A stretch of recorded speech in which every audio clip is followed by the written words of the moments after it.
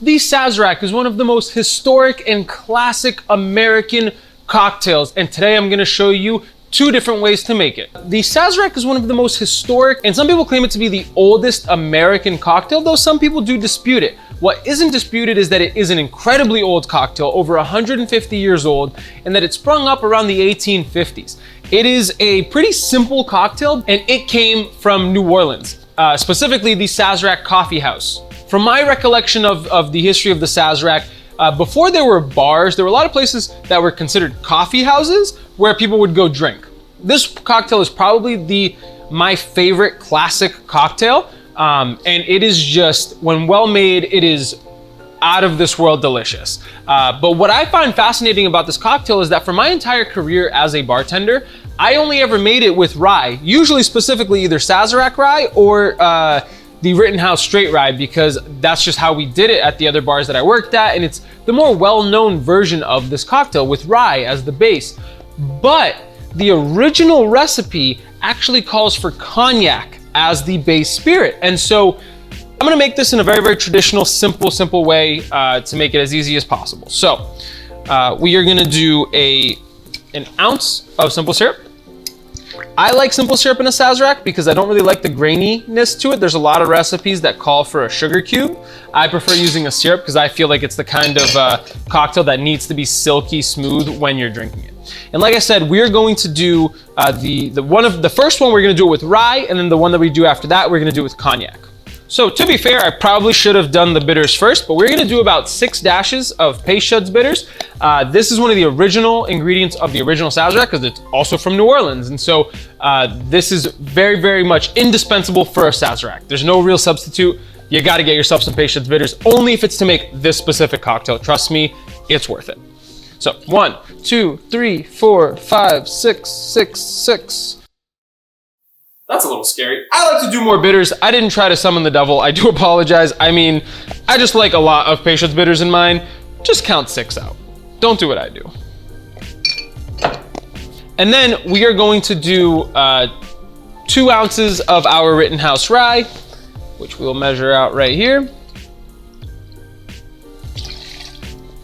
And then we are going to get this ice cold, and ice, baby. And we're gonna get this chilled down, and I have a couple of glasses chilling in the freezer, and that way we can go from there. Let's fill this bad boy up with ice and get it nice and chilled.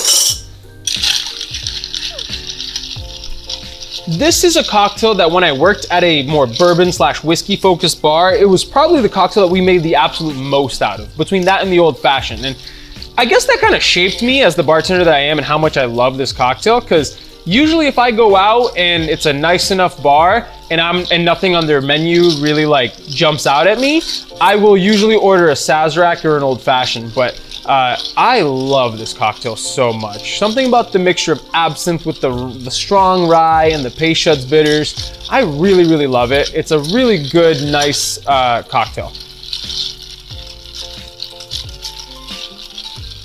And we are holding our mixing glass at the very bottom because we do not want to transfer any excess heat from our hands to the mixture to make sure that we're not over diluting it.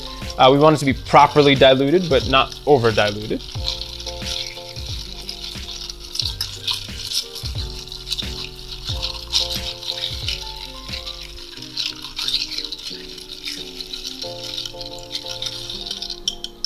All right, we're gonna give this one a little sip just to see if it's properly diluted.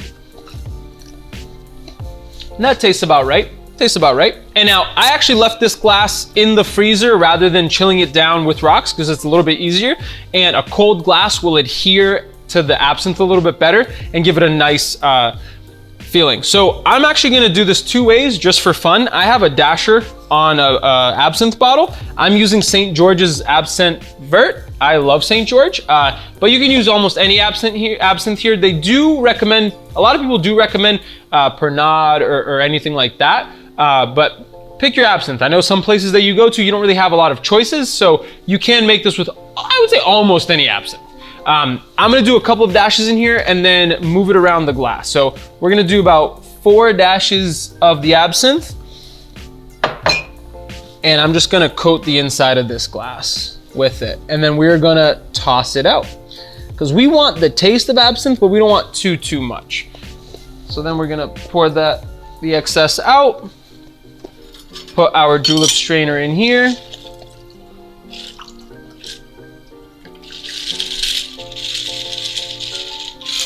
And then just a lemon peel. And I'm gonna try to do this quickly so that we can get the cognac one done sooner rather than later, so that this doesn't warm up too much. So then we're gonna express the lemon peel over the top. And then I like to just lay it right on top. Some people like to toss it. I'm gonna lay it right on top. I'm gonna move this over here, dump this out. And then now we are going to make our Cognac Sazerac. Just to keep this very simple, we are not gonna make any changes. There's just gonna be 2 ounces of the cognac rather than 2 ounces of the rye whiskey. So we're gonna grab our Peychaud's bitters. We are gonna count out 6 dashes. 1, 2, 3, 4, 5, 6. And then a 1 ounce of simple syrup.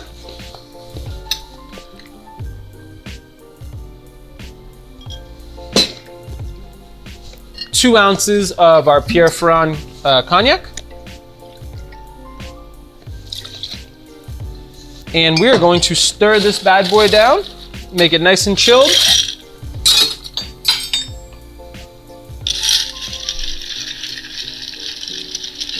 And I will say, I've been thoroughly enjoying all of the cognac cocktails we've been making, and I've always wanted to try a Cognac Sazerac, and I never did it, and I don't know why.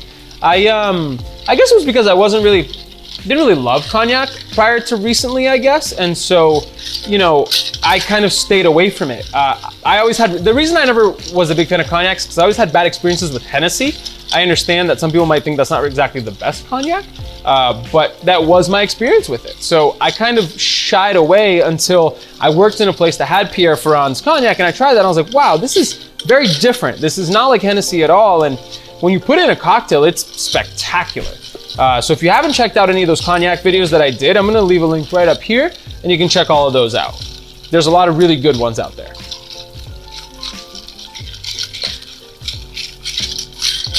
All right, we're just gonna give this a quick little sip.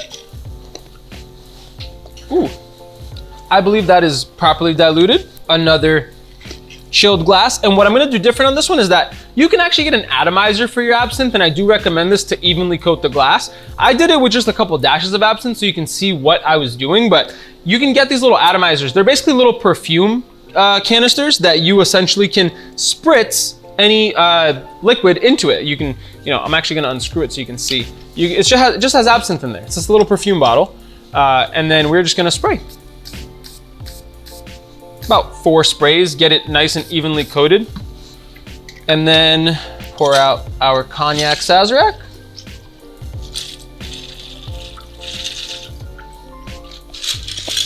And last but not least, a lemon peel. Express this over the top. And just so that I know which one is which, I'm actually gonna leave this one on the edge. And we're just gonna compare it. So this is gonna sound dumb, but they look identical. The Peychaud's bitters gives it a majority of the color. Both spirits are, relatively the same color. So there's not much on an appearance side that is different, but on the nose, you can tell the difference just a little bit. The absinthe kind of overpowers the nose just because it's absinthe, but with the rye, you can smell a little bit more of that whiskey aspect to it, whereas on the cognac one, it's much more heavier on the absinthe side, and I don't know why that is. Maybe it's because I use the atomizer as well. So, but now let's give it a taste in comparison. Okay, so that was the cognac one. You definitely get the taste of the cognac. Let me taste this one before I give you my final thoughts. Oh man, I don't know. I am very fond of Rye Sazeracs. I love this particular one with the Rittenhouse. It brings back a lot of fond memories for me, and I don't know if I'm able to kind of separate that, but Even from a flavor standpoint, I believe the Cognac one to be maybe a little harsh for this cocktail. I think that the smoothness and the complexity between a 100 proof rye and the absinthe and the Peychaud and the simple syrup really kind of brings it together. Whereas with the Cognac one, it feels like something's missing. And maybe that's what caused people to change the recipe over from Cognac to rye.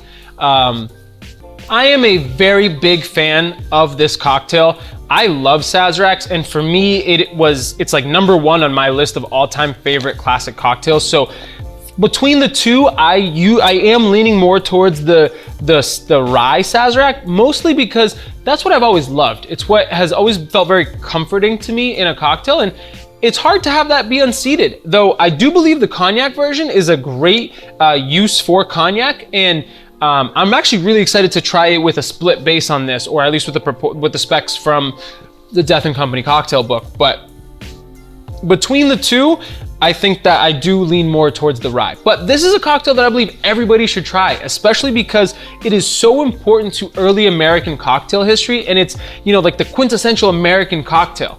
Well, I've got 2 amazing cocktails to drink, and we'll catch you in the next one.